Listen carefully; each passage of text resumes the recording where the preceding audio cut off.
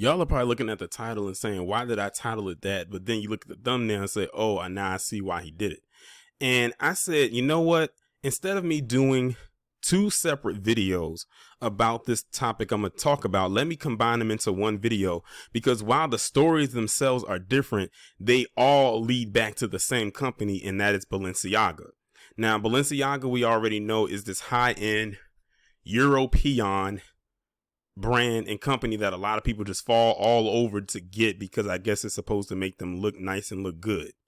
But these two stories I'm going to talk about basically just show the extremes in which people will go to get shoes and the consequences of what could happen from that, depending on the situations they're in, and the extremes that a company will go to promote their brand and how dark it can get.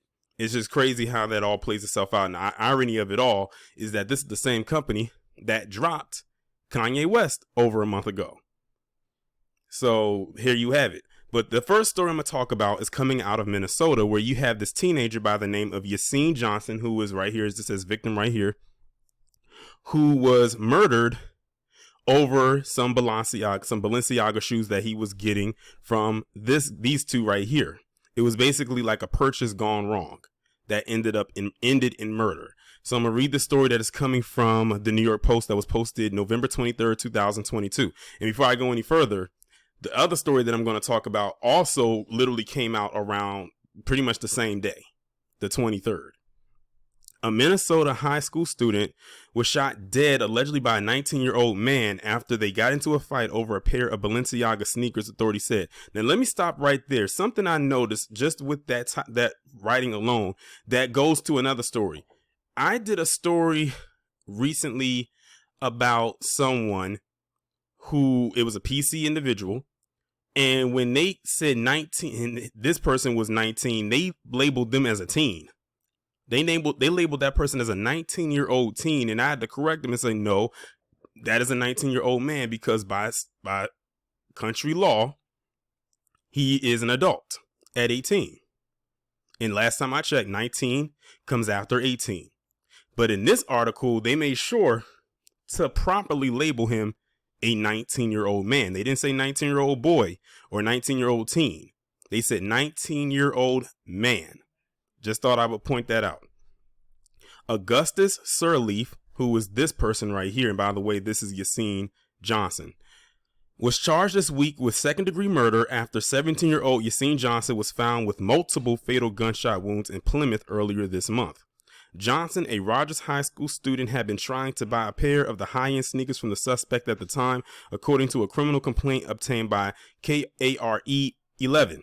Police said the slain teen and his friend had been waiting in an SUV outside an apartment complex to buy the sneakers from Sirleaf and two others on November 14th. Now, before I go any further, this story right here, it plays out like an episode from the last season of Atlanta, which just wrapped up its last season like a week or so ago, where the Darius and Earn characters, and for those of you who watch Atlanta and watch the show, y'all know what I'm talking about.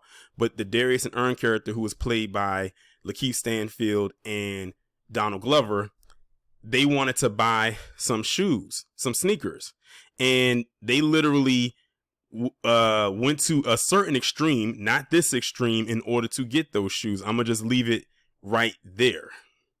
And the irony of it all is, in that episode, while they were trying to get those shoes, a shootout in the mall literally was commencing. It's crazy how all of that happened, and I believe that episode aired this month. So it's kind of crazy when you put all of that together. But let me go ahead and continue with this article.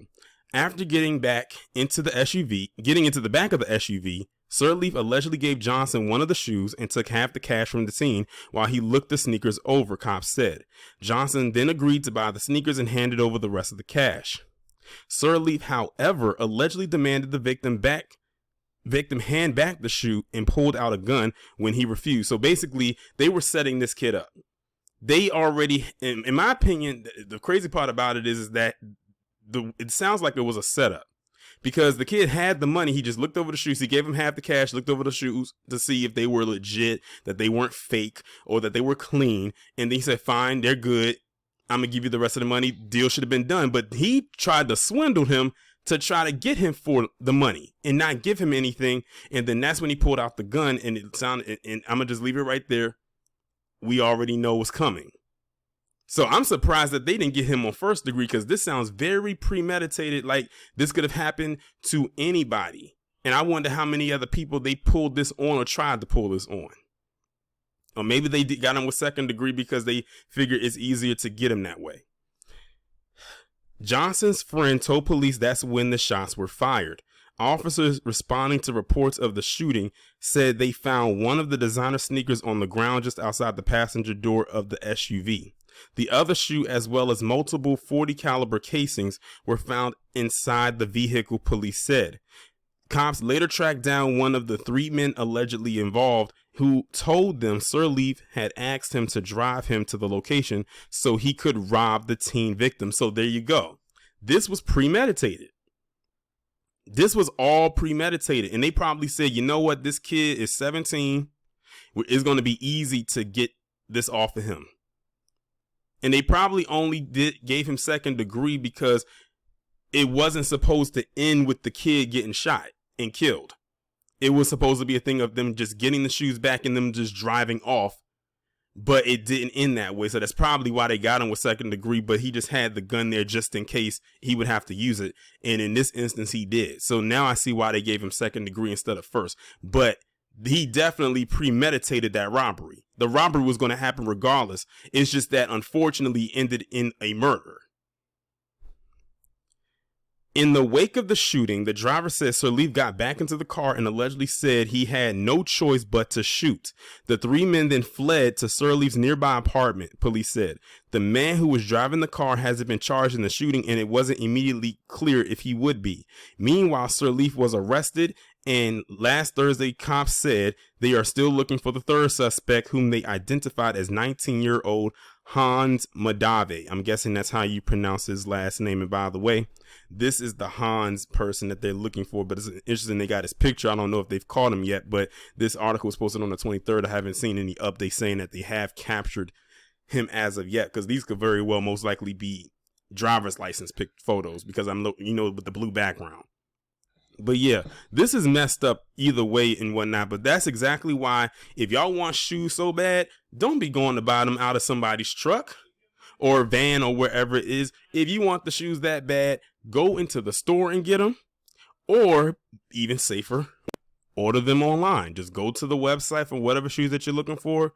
Look at what design you want. Make sure the size is right, and order them that way. That's probably the safest and more legit way in order to do them. But see, when a lot of people get desperate and they want something so bad and they want something so quick, they will do what it is, whatever they feel that they have to do in order to get them. Again, this is not me putting anything onto the victim. However, you have to be very smart out here, and you have to know the signs and read the room. It is some shady people out here, and this was a shady deal gone wrong. Again, this was not meant for it to end in a murder. But he bought the gun just in case, and he used it. So that pretty much answers why they didn't get him first degree. The only thing that was premeditated was the robbery, because they said he went there with the intent to rob this kid for his money and not give him anything. But when the kid literally started to the struggle with him and fight back, I guess, that's when he pulled out the gun and he shot and killed him. And then they said it was multiple shots. It wasn't just one shot. It was multiple. And they didn't specify how many. Multiple could be anything past 2, in my opinion. Hell, if you really think about it, it's anything past 1. So, yeah, that's a very sad and unfortunate situation that happened here. But people have to be very careful out here when you're going out to buy these shoes or buying stuff off of people, because you can't trust everybody. And to me, it doesn't sound like either one of these guys, except for these two, knew each other. But R.I.P. to this kid. Hopefully his family gets the justice they deserve. They already got him. They need to get him. And they said that there was a third person involved, so they don't have his identity as of yet. But yeah, it's just a sad situation. And also, if y'all live in Minnesota, please let me know in the comments or in the chat if you've heard of this story. So now we move from one bad story involving Balenciaga to another story involving Balenciaga. And this is one that's down to the company itself as far as them advertising certain things. So you see this ad right here, and it's a picture of two girls, and they're holding something called bondage bears. Like, this is something that Balenciaga is promoting, and they're using children to do it. And if you see right there on the screen, it says, "We sincerely apologize for any offense our holiday campaign may have caused. Our plush bear bags should not have been featured with children in this campaign. We have immediately removed the campaign from all platforms." And basically, these bondage bears is basically promoting pornography. Because if you look at the design of it, look at how they look. Like, they got chains and leather and strap, what looks like what could be something alluding to what possibly could be a strap, and they're putting it on bags and having little kids to advertise it. So I'm gonna go ahead now and read this article coming from CNN Style that was updated November 23rd, 2022. Luxury fashion house Balenciaga has apologized for featuring children cuddling teddy bears dressed in bondage gear in its latest advertising campaign. Shot by photographer Gabrielle Galimberti, images linked to the Balenciaga gift shop campaign feature young children dressed in the Balenciaga Kids line. According to the original press release issued last week, the campaign iterates on the artist series Toy Stories, an exploration of what people collect and receive as gifts. In its original press release, the company said that the line featured dozens of new products ranging from homeware, petware, and scent, from everyday items to limited edition collectibles and bespoke furniture. But there was an angry response on social media to the shots that featured young children with plush teddy bears bags dressed in what looked like BDSM inspired outfits. One child is pictured with an assortment of empty wine glasses, and I didn't even peep that until I read it in the article right here. I didn't even peep that until they mentioned it in the article. Like, yeah, why is it a bunch of wine glasses there with a child there? Because now it looks like you're promoting something else. One Twitter user wrote, "Balenciaga may have a quote-unquote apologized, but everyone knows that campaign got past people at the highest level. This is a publicity strategy trying to get attention with controversial content. I do not accept their apology and never will. It's never okay to sexualize kids." The company posted an apology on its Instagram on Tuesday announcing that the campaign had been removed. "We sincerely apologize for any offense our holiday campaign may have caused," the statement said. "Our plush bear bag should not have been featured with children in this campaign. We have immediately removed the campaign from all platforms." But here's the thing about your so-called apology. It really doesn't matter. You knew what you were doing. Like, someone up there in the marketing department had to come up with this as an idea before they even brought kids in to do this ad. This was already written in stone somewhere and signed off before one picture of these kids holding these bags was taken. And if you notice, look at the kids' faces. Not one of them is smiling. She looks very sad and upset. This one looks shocked and shook. I mean, I guess I would be too if this was the kind of thing that they wanted me to advertise. But yeah, they mask it as something for children, but it's really something for adults. This was a campaign. If you were going to do this, you should have used grown adults. If you wanted to use females, 2 grown women. And it wouldn't have been an issue, because then and now you know who you're advertising to. But when you put kids in there, it's going to send a trigger off to people saying, "Oh, this is a kid's item." But then you look at it again and say, "Hold on, no, it's not. Why would they sell something like this to kids?" But again, this is not surprising, because that's how a lot of these European companies get down. And then adding in insult to injury, having the wine glass and what. So now it looks like you're promoting alcoholism to kids. Yeah, somebody in the higher ups in the marketing department thought this was okay and signed off on it and said, boom, there you go. The only reason they're apologizing is because there was backlash. If no one caught any of this or no one cared, they would have went forward with this campaign, and these bags would have been on the shelves probably by next week or by the end of this week.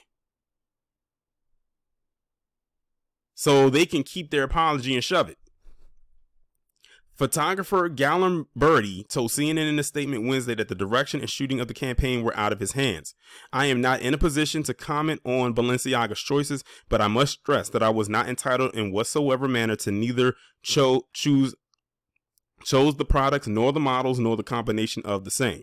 So basically the photographer saying, I'm trying to remove myself from the situation. Don't come down on me. They just hire me to take the pictures. I'm not the one that came up with the campaign. I'm not the one that chose the little girls to do it. I'm not even the one in charge of the product placement and all of this kind of stuff right here. I'm just here to take the pictures. However, the photographer could have said, you know what? I'm not agreeing with this. Maybe y'all can go and get somebody else. The only way that I could see that the photographer got completely blindsided by this is if the people in the higher ups who hired this photographer did not tell them the entire details of what they were about to photograph. Then and only then can I see, okay, they didn't know what was about to happen. And if they just got there on the set and they didn't know what they were about to do and they were pretty much locked in, then I can see that happening. And that's the only way that they can get an out, in my opinion.